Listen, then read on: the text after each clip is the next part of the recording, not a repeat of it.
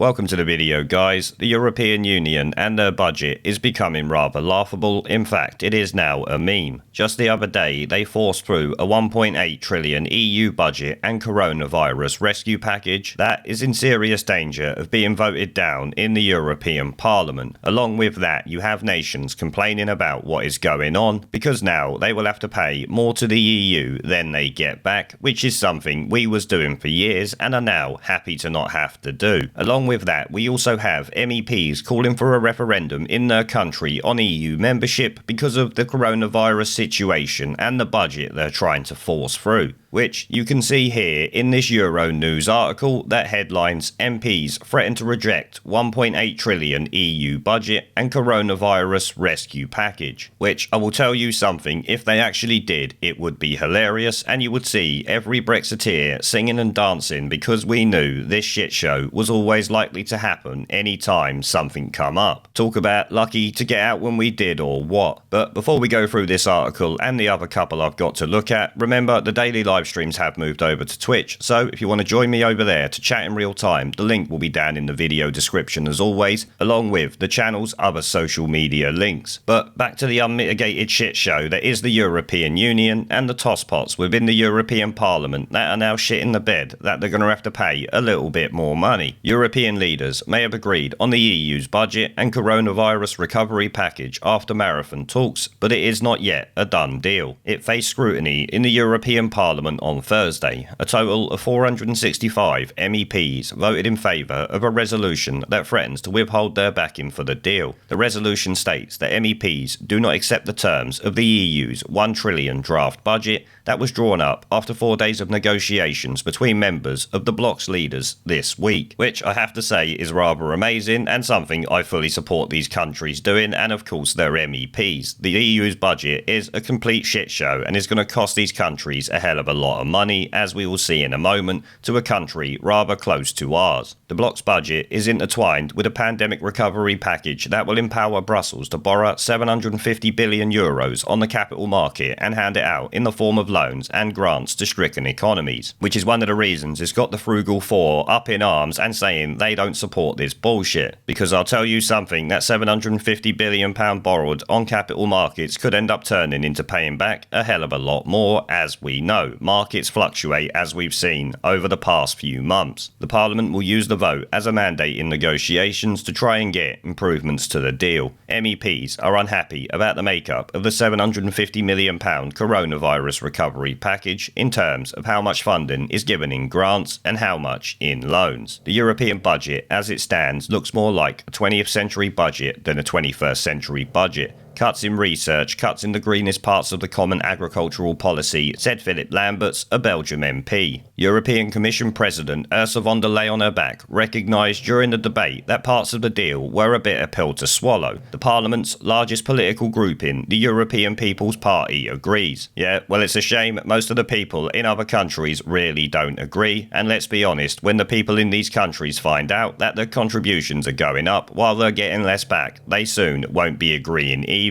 German MEP Manfred Weber said the group was particularly concerned about the long-term spending pot known as the Multi-Annual Financial Framework. The Commission will now follow up. We will look into our 2018 proposals for the rule of law. We will work with our co-legislators to ensure that our 2018 proposal is taken forward and where necessary improved, assured von der Leyen back. Right, we don't need to carry on going through that. Now we will take a look at what the Dutch are saying, or at least some of their MEPs anyway, because we have here reported in the Express, let the people vote. Dutch PM Rutte faces referendum demand amid EU budget fury. Addressing colleagues in the European Parliament, Dirk-Jan Epping said Dutch Prime Minister Mark Rutte had thrown in the towel during the controversial European Council Budget Summit last weekend, which obviously he did. They agreed to this budget, which is now in danger, as we've said before. You have to remember, I've covered a few times that the Dutch weren't going to accept this budget no matter what was going on because of the coronavirus bailouts and the debt that it would put on every nation in the Union. Well, as this MEP has said here, it would seem Mark Rutte capitulated quicker than Theresa May did when she went over there for the Brexit deal. The Dutch MEP accused his Prime Minister of failing to negotiate the best interests of the people in the Netherlands because he did not have the the UK on his side this time around. Well, if they go for a referendum, they can guarantee they will have the UK on their side from now on and forever, that is for sure. As I've said before, we will always back any nation that wants to get out of the undemocratic shitshow that is the European Union at the end of the day. He called for a referendum in the Netherlands on the EU budget, as he claimed the agreement will cut Dutch pensions to beef up those of other European member states, which is obviously what the EU always does. It's a bit like Robin Hood, except for it takes from everyone and gives to itself. Now, we can never know for sure if we actually will get a referendum in the Netherlands on this, but we can only hope, and the more pressure that gets put on it, it certainly makes it much more likely. As does this next article we are going to take a quick look at here, because the Express are also reporting on the shit show that's going on in Ireland now that they realise they're going to be paying in more than they're getting back. So much for them screaming about how bad Brexit was, when in actual fact it looks like them being in the European Union is going to hurt them a lot more than Brexit ever would this country. The Express article headlines, "We tried to warn you, Irish politicians panic as Dublin gives more than it gets in EU budget," and I do have to say, reading this article the first time round did make me laugh, because of course we have seen all of the screaming and shouting over the last few years, complaining that the people of this country wanted some independence and didn't want to be paying the EU more money than it got back. Now Ireland's got to do the same. They are all up in shit fits, as you would imagine. I have to say, I absolutely fucking love it. This is what you get, you snivelling shit weasels. Now, I do have to say that I don't wish the people of Ireland to have to pay more to the EU. I want Ireland to get its independence from the European Union like they did from us, for fuck's sake, but that's another video entirely. Ireland is poised to become the 5th highest net contributor to the EU as a result of the coronavirus recovery package and associated budget agreed by the bloc yesterday, as opposition politicians has claimed. The so-called frugal four countries, the Netherlands, Austria, Sweden and Denmark, forced concessions at the summit, with the proportion of the overall figure made up of non-repayable grants dropping from £450 billion to £350 billion.